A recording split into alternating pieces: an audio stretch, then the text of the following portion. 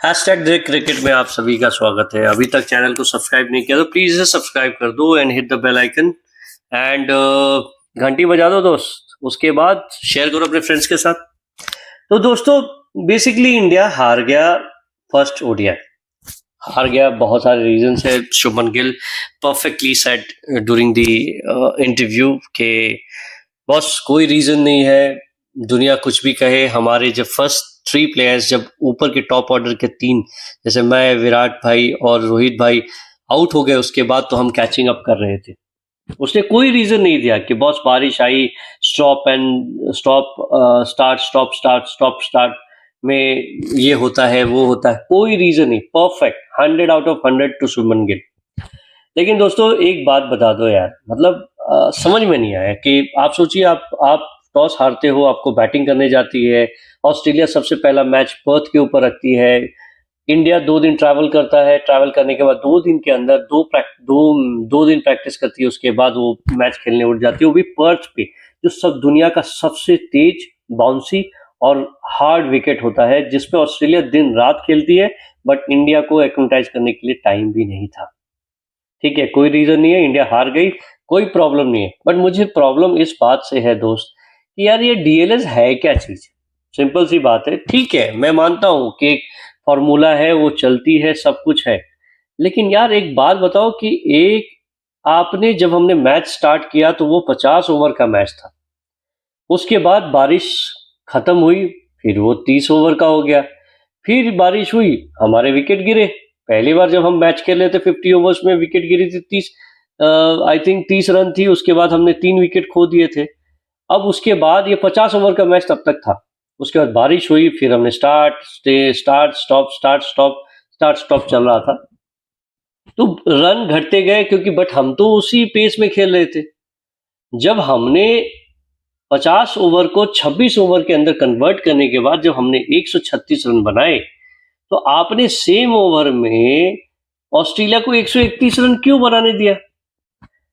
ठीक है, Duckworth Lewis method है, लेकिन सर ये मेथड को हमको चेंज करना पड़ेगा, क्योंकि ये फायदा सिर्फ जो चेस डाउन टीम है उसके लिए बहुत ज्यादा फायदा है, इसमें बहुत बेनिफिट है। आप सोचिए कि मैं 50 ओवर खेल रहा हूं, मैं उस मूड में हूं, मैं बाद में रिकवरी करना चाहता हूं, मैं टीम को एक लेवल पे, मेरे जो बाकी प्लेयर्स हैं वो सोच रहे हैं कि हम इस तरह सेट करेंगे, लेकिन बारिश होते होते हमें वो प्लानिंग चेंज करती रहनी पड़ेगी। कंट्री बाद में पता चलता है कि भाई 6 ओवर मुझे T20 खेलना है और आपके पास प्लेयर्स ही नहीं है T20 खेलने के लिए, तो अब आप क्या करेंगे? तो भैया ये थोड़ा सा इम्बैलेंसिंग फैक्टर था, सबसे बड़ी बात।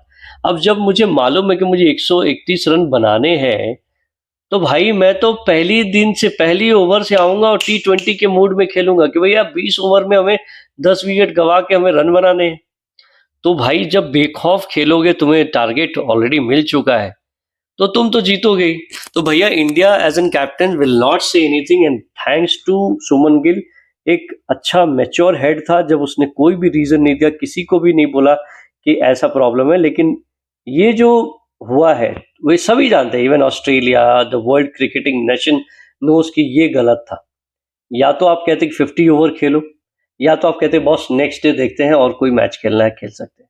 लेकिन इसमें बेनिफिट सिर्फ ऑस्ट्रेलिया को हुआ।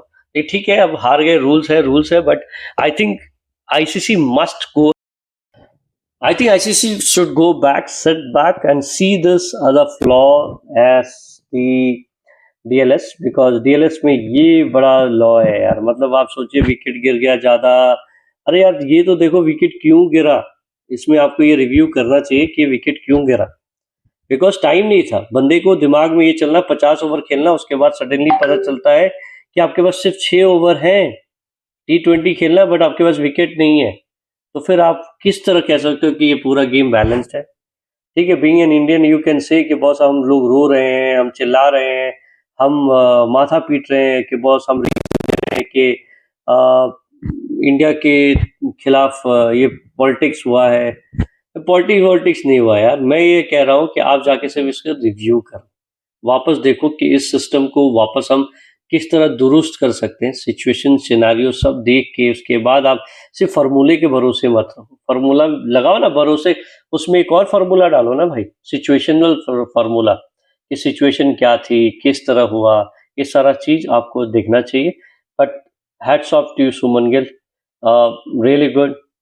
मानना पड़ेगा यार, तुमने कैप्टन के रूप में आपने ये तक नहीं बताया कि बॉस क्या हुआ था, आपने प्रॉब्लम को नहीं बताया, आपने कहा कि बॉस यस वी एक्सेप्ट कि हमारे क्रिकेटर्स 3 ऊपर से टॉप ऑर्डर आउट होने के बाद फिर हम कैचिंग करते थे। तो क्या लगता है दोस्तों आपको कि शुभमन गिल ने सही कहा, और क्या नहीं लगता है आपको कि आईसीसी को जाकर वापस इस डीएलएस के बारे में सोचना चाहिए और इसे पुख्ता बनाना चाहिए? क्या कमेंट है, क्या राय है आपकी? एक बार और आपसे रिक्वेस्ट करूंगा, चैनल को सब्सक्राइब कर दें and hit the bell icon, share it with your friends so that algorithm अच्छा हो जाए दोस्तों। टिल देन मिलते हैं अगले वीडियो में, देखते हैं। Thank you, bye bye.